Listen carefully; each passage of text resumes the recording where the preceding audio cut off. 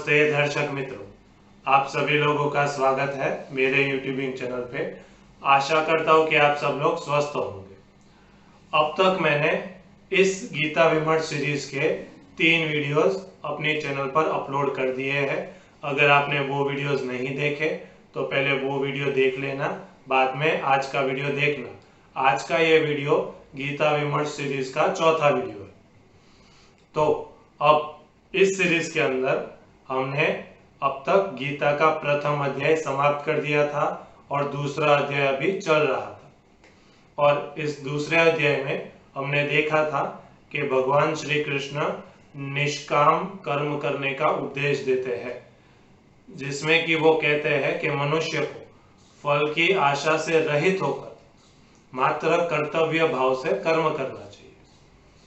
अब इसी कड़ी में हम आगे देखेंगे जहां पर भगवान श्री कृष्ण कहते हैं कि निष्काम कर्म करने से लाभ क्या होता है।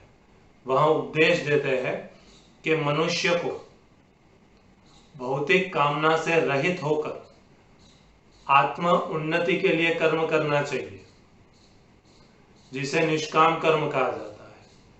और जो मनुष्य इस तरीके से कर्म करता है उसका मन स्थिर और एकाग्र होने लगता है और धीरे धीरे उसके मन के सभी विकार नष्ट होने लगते हैं। और जब मन विकारों से रहित हो जाता है तब मनुष्य सुख और दुख की स्थिति से ऊपर उठ जाता है और निरंतर आनंद की स्थिति में उसका मन बना रहता है। और इसी स्थिति को ईश्वर का साक्षात्कार या तो ईश्वर की प्राप्ति कहा जाता है वेदों में।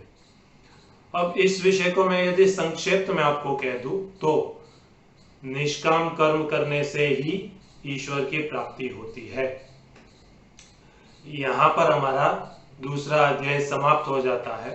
अगर आपको इस विषय में कोई प्रश्न है या तो आपके कोई सुझाव है तो आप मुझे कमेंट बॉक्स में नीचे बता सकते हैं।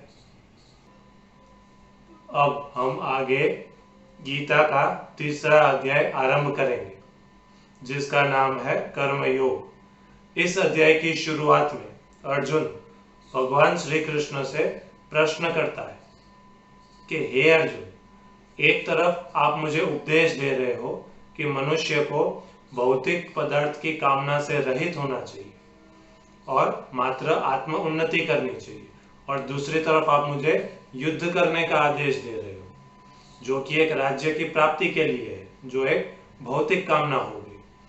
तो यह मैं समझ नहीं पा रहा हूँ, कृपया आप मुझे समझाइए। तो इस विषय को स्पष्ट करने के लिए भगवान श्री कृष्ण कर्म योग का उपदेश देते हैं। वह कहते हैं कि अवश्य मनुष्य का मुख्य लक्ष्य आत्म उन्नति ही होना चाहिए, लेकिन यह जो संसार है वो एक व्यवस्था से चलता है और संसार की इस व्यवस्था को बनाए रखने के लिए प्रत्येक मनुष्य को अपना स्वधर्म करना पड़ता है। जिस तरीके से एक किसान अन्न को उगाता है वो एक भौतिक कर्म हो गया, लेकिन वो आवश्यक है। जिस तरीके से एक राजा किसी राज्य का व्यवस्थापन करता है वो भी एक भौतिक व्यवस्था होगी, लेकिन वह आवश्यक है, क्योंकि इसी प्रकार के भौतिक कर्मों से ही समाज की व्यवस्था को बनाए रखा जा सकता है और अव्यवस्थित समाज में कोई भी आत्मिक उन्नति नहीं कर सकता। इसलिए भगवान श्री कृष्ण कहते हैं कि जो मनुष्य भौतिक कर्म को करता हुआ आत्मिक उन्नति करता है उसे कर्म योगी कहा जाता है, और ऐसे ही कर्म को कर्म योग कहते हैं। और ऐसा मनुष्य भौतिक पदार्थों से न बंधता हुआ जितना जरूरी है उतना ही भौतिक पदार्थ का उपभोग करता हुआ आत्म कल्याण करता है।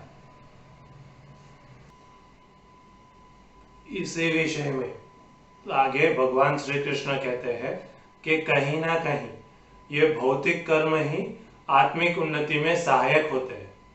इसको और स्पष्ट रूप से समझने के लिए हम वर्तमान परिस्थिति का एक उदाहरण देखेंगे कि चाहे हम किसी भी संस्था में किसी भी पोजीशन पर काम कर रहे हैं, वहां पर हमारा मुख्य लक्ष्य तो धन अर्जन करना होता है, लेकिन हम अगर धन अर्जन के साथ साथ अपना वैचारिक स्तर पर भी उन्नति करते हैं तो वो एक सामान्य कर्म न रहकर कर्म योग हो जाता है। इसलिए हमें अवश्य ये देखना चाहिए कि हमारे बैंक बैलेंस के साथ साथ हमारा बौद्धिक स्तर भी बढ़ रहा है कि नहीं। अगर बढ़ रहा है तो वो अच्छी बात है, लेकिन मात्र हमारी भौतिक उन्नति हो रही है और मनुष्य के स्तर पर हम नीचे जा रहे हैं तो वो रास्ता हमें विनाश की ओर ले जा रहा है। तो आज के वीडियो में साथी मित्रों यहाँ तक ही रखते हैं।